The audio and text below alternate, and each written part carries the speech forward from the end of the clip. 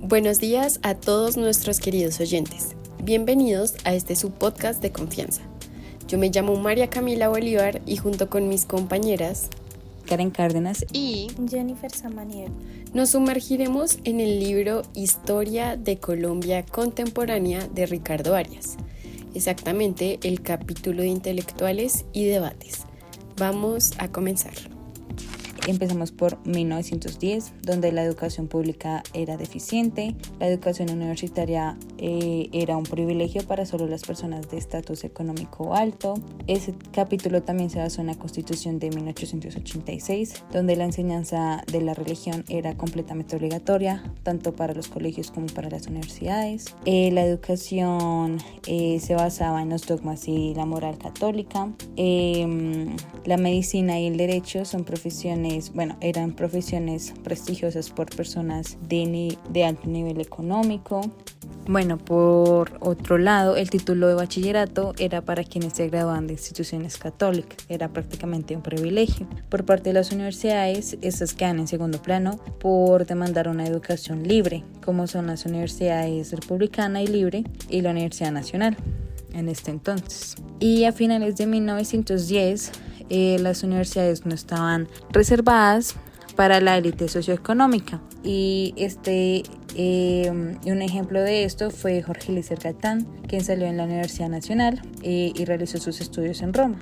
Ya entrando en contexto con Bogotá, Bogotá fue llamada como la Atenas del Sur debido a su élite intelectual por una sociedad culta en 1883, donde también varios escritores franceses llegaron a Bogotá y exaltaron la importancia de sus escritores. Esta fue una ciudad de epicentro político, lugar donde varias personas emigraban a la ciudad para estudiar, también porque en Bogotá estaban los principales diarios, editoriales y las principales universidades.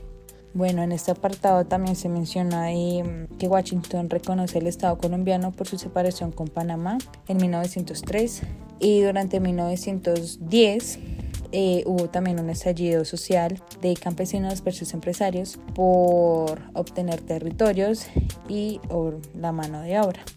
A finales del siglo XIX hubo un movimiento indígena debido a que los indígenas de la región amazónica eran explotados por comerciantes de caucho.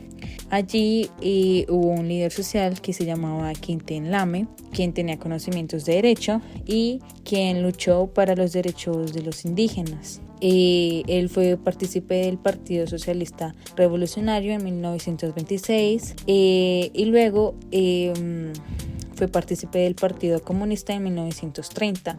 Y por último, hubo un movimiento obrero donde participaron diferentes líderes sociales como Ignacio Torres Giraldo, Raúl Eduardo Maecha y María Cano, quienes luchaban por los derechos laborales, debido a que había explotación laboral, sin límites de horas trabajadas, malas condiciones sanitarias y alimenticias. Es por eso que se originó la huelga. Además de que los políticos, los católicos y los de alto nivel socioeconómico trataban a los obreros como un peligro para la sociedad. Ellos no tenían como derecho a hacer huelga porque si no terminaban despedidos, en persecuciones, arrestados o incluso en diferentes ocasiones ellos llegaban a ser asesinados. Por eso en 1915 el gobierno del Partido Conservador prohíbe la huelga. El paternalismo y la religiosidad eran el entretenimiento para el obrero, ya que la sociedad tomaba el control no solo de su tiempo laboral, sino también de su tiempo libre. Fabricato en los años 20 era una empresa para mujeres solteras y cristianas. El trabajo era tomado como algo importante dentro de la vocación religiosa, ya que se buscaba la castidad en sus obreras. Un fragmento que me parece importante resaltar de este libro es el siguiente, abro comillas: el objetivo inmediato de esta vocación lo constituye el sacrificio individual a favor del desarrollo de la unidad familiar de origen, cierro comillas. Los socialistas compartían un pensamiento similar con la prensa y el clero acerca del obrero, quienes lo describían como un ser conveniente, sin voluntad propia, propenso al alcoholismo y también débil. Los socialistas estaban en contra de la opresión y la falta de justicia en las relaciones laborales y debido a esto se crearon resistencias de trabajadores que en los 20 se hicieron mucho más notorias, pasando así de ser un problema de algunos a ser un tema de conversación nacional. Las huelgas que se produjeron en los enclaves de petróleo de Barranca Bermeja entre 1924 y 1927 y en la zona bananera de Magdalena en 1928 son algunos ejemplos, y los principales problemas eran falta de seguros colectivos, sueldos atrasados, mejoras de vivienda, entre otros. Escritores como los centenaristas y los nuevos mencionaban en sus escritos cómo en ciertas ciudades la situación de pobreza estaba incrementando debido a que muchos campesinos estaban llegando con el fin de encontrar mejores oportunidades, pero lo que encontraban era miseria y exclusión, abriendo así la posibilidad de un estallido social si se seguía ignorando tal situación. Gabriel Turbay mencionaba que el factor humano de los trabajadores se estaba viendo afectado por el privilegio de la clase privilegiada, valga la redundancia, y la injusticia en la economía nacional. Sin embargo, para los conservadores ese no era el problema al que se estaban enfrentando, sino a campañas difamatorias llevadas a cabo por socialistas y donde se influenciaba a toda la masa de ignorantes a generar odio entre clases. Comunistas, socialistas y liberales apoyaban el individualismo.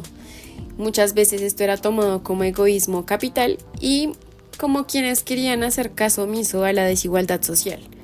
El clero creó instituciones para los pobres como cajas de ahorro, bibliotecas, bancos agrícolas, entre otros, y asimismo exhortaba a la clase privilegiada por la falta de caridad y a los patronos inculcando respeto a los derechos de los trabajadores. Cuando los poderosos recibían llamados de atención, los trabajadores también, inculcándoles así la paciencia a las adversidades porque así iban a obtener la felicidad eterna. Para algunos sectores, el odio de clases y el debilitamiento de las autoridades se debían a los valores democráticos. El liberalismo que había surgido gracias a la Revolución Francesa había dejado a un lado el orden social jerárquico y católico, y para el restablecimiento de este se necesitaban limitar ciertas libertades individuales y que el poder ejecutivo y la Iglesia Católica tuvieran todo el poder. Cuando la huelga de las bananeras sucedió, la situación de los trabajadores era desfavorable debido a lo mencionado anteriormente. Meses antes de 1928, algunas medidas de orden social se habían tomado por parte del Congreso, y cuando los trabajadores del banano protestaron, muchos fueron reprimidos y asesinados por ser revoltosos enemigos de la patria. Socialistas, liberales y conservadores se quejaron de diversos atropellos y el autoritarismo. Abel Carbonell y Guillermo Camacho Carrioza, periodistas y políticos conservadores, hablaban del conservatismo colombiano y cómo este partido debía enfrentarse a las ideas socialistas. Asimismo, ellos reconocían que el comunismo era una peligrosa aberración ideológica que afectaba a la sociedad. Adelantar reformas y no debilitando la democracia era la manera de combatir esto. La raza era tomada científicamente como la degeneración de los pueblos, y que las características morales como intelectuales de este grupo demostraba el atraso de los latinos en comparación con razas superiores como los indoeuropeos. Las élites colombianas trabajaron con diferentes recursos para mejorar la raza en conjunto con la medicina, creando campañas médicas para mejorar dietas, condiciones higiénicas, entre otros. Del lado conservador, un destacado dirigente, escritor y político, Aquilino Villegas, decía en 1921 que la raza hispano-latina ha soportado una gran adaptación en 4 siglos en términos de aire, estaciones, etc., y que aquí el indio es indomable, pero para los demás países es lento y sumiso. Por otro lado, Laureano Gómez, en 1928, mencionó que la raza colombiana es una mezcla de españoles, indios y negros, y que los dos últimos eran estigmas de completa inferioridad. Sin embargo, lo español no era para sentirse muy orgulloso, ya que España no había producido nada valioso en diversas ciencias en las que sí sobresalían otras civilizaciones. El tema racial estaba pues estrechamente relacionado no solo con una visión elitista, sino además con la idea de progreso y desarrollo. Mientras que no se mejoraran las condiciones de la raza, la búsqueda de la riqueza económica y el adelanto material sería una tarea vana. A esto se le concluye que los abanderados del país del proceso de modernización capitalista y seguidores de concepciones médicas y biológicas concluyeron que a principios del siglo XX se sostenía que el origen de la pobreza y el atraso de este país estaba en la degeneración de la raza colombiana causada por el mestizaje y el consumo de bebidas alcohólicas por parte del pueblo. A todo esto se le suma el problema de la Iglesia católica, ya que desde las filas del liberalismo la oposición a esta iglesia solía ser más vehemente. Los motivos eran más que claros para todos. De todas las cosas intocables de este país, el problema más grande de las enfermedades ha sido la Iglesia católica, quien ha formado un Estado muchísimo más poderoso que el mismísimo Estado colombiano dentro del mismo Estado colombiano. Pero bueno, esa era la tradición, así lo imponía la Iglesia católica y así lo determinaban las leyes. Y a esta misma Iglesia católica se le había concedido la enseñanza para la población femenina, que estaba centrada casi exclusivamente en la religión y en todos aquellos elementos que se le permitieran cumplir con las obligaciones familiares, como el bordado, la costura, las nociones de economía familiar. En la esfera laboral, las opciones sociales moralmente estaban restringidas para las mujeres. Para una mujer de clase alta, pensar en trabajar por fuera de su hogar era muy mal considerado. Para las menos afortunadas económicamente, la costura, la docencia y en las escuelas eran las principales alternativas que tenían. Pero así como había mujeres convencidas de la importancia de acceder a una educación más acorde con las necesidades de los tiempos, otras creían por el contrario que los estudios superiores debilitaban la esencia femenina. Ante todo, el papel de la mujer en la vida es ser mujer. Y los estudios universitarios son incompatibles con esa causalidad o caudalidad. Pues una muchacha que sigue su carrera pierde mucho de su delicadeza y su gracia. Y se decían cosas como que se olvidaba el entrenamiento y se volvía frívola. Si en materia educativa y opiniones estaban divididas, la participación de la mujer en la política era totalmente rechazada por las mismas mujeres, ya que se decía que mezclarse en las luchas electorales apasionadas y fuera de lugar para las mujeres les haría perder su feminidad y su dulzura. No fue hasta 1957 que la mujer pudo votar, ya que la Iglesia ordenaba que el puesto de la mujer estaba en el hogar, educando a los hijos, cuidando a sus padres, atendiendo a su esposo, y según este modo de pensar, la condición femenina se alteraba si se empeñaba en realizar tareas que no eran de su género. Por esto se rechazaban la posibilidad de verla incursionar tanto en la vida política como intelectual.